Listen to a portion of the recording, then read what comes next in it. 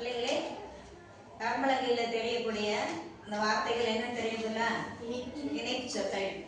இங்க வந்து வாக்கியங்கள் எழுதி தனித்தனி பேப்பர்ல வச்சிருக்கேன். இப்ப இதுல வந்து இந்த கோடிட்ட இடத்துல எந்த இணைப்பு சொல் வரும் அப்படின்றத சரியா கவனிச்சு நீங்க வந்து அந்த இணைப்பு சொல்லை பொருத்தி அந்த வாக்கியத்தை வாசிச்சு சொல்லணும். ஓகேவா? ஃபர்ஸ்ட் யார் வருது? உனக்கு பிடித்த ஏதாவது காலையில் டேஸ் மாலையில் நடைபயிற்சி செல்லலாம். காலையில் அல்லது மாலையில் நடைபயிற்சி செல்லலாம். காலையில் அல்லது மாலையில் நடைபயிற்சி செல்லலாம். அடுத்த இரண்டாவது யார் வருது?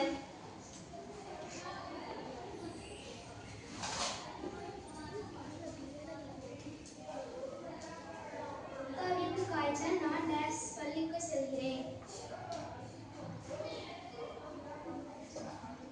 அக்காவிற்கு காய்ச்சல், நான் மட்டும் பள்ளிக்கு செல்கிறேன். அக்காவிற்கு காய்ச்சல், நான் மட்டும் பள்ளிக்கு செல்கிறேன். அக்காவுக்கு காய்ச்சல்னால அவ மட்டும் பள்ளிக்கு செல்கிறாள்.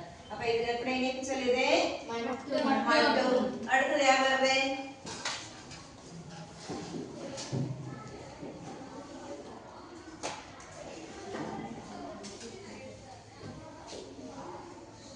முஸ்தபாவிற்கு செல்லப்பிராணிகளில் பூனைகளை டேஸ் பிடிக்கும்.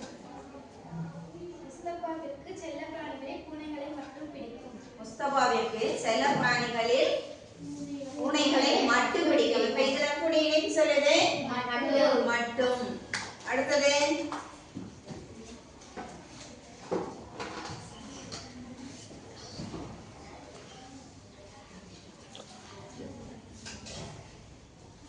தாத்தாவிற்கு கல்வி வெளி டேஸ் அவர் ஊருக்கு வர இயலவில்லை.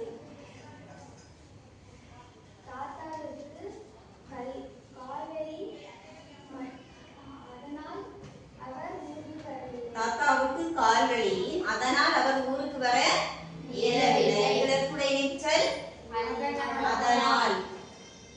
அடுத்தது யாருங்க பார்த்து?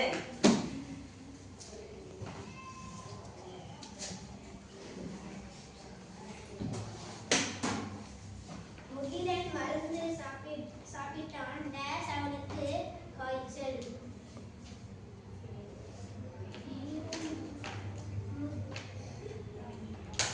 என்ன வரும்? முகிலன் மருந்து சாப்பிட்டான் டேஸ் அவனுக்கு காய்ச்சல், ஆகவே அவனுக்கு காய்ச்சல் வரும். எப்படி வரும்? முகிலன் மருந்து சாப்பிட்டான் ஏனெனில் அவனுக்கு காய்ச்சல், ஏனெனில் அவனுக்கு காய்ச்சல். அடுத்தது யார் வருது?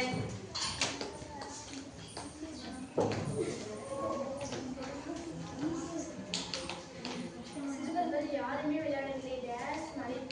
டேஸ் மழை பெய்து கொண்டிருந்தது. ஏனெனில் சிறுவர்கள் யாருமே விளையாடவில்லை, ஏனெனில் மழை பெய்து கொண்டிருந்தது. அப்ப இதுல கூட இணைப்புகள் ஏனெனில். அடுத்த மாதிரி தான் வரியா? வா வா வா.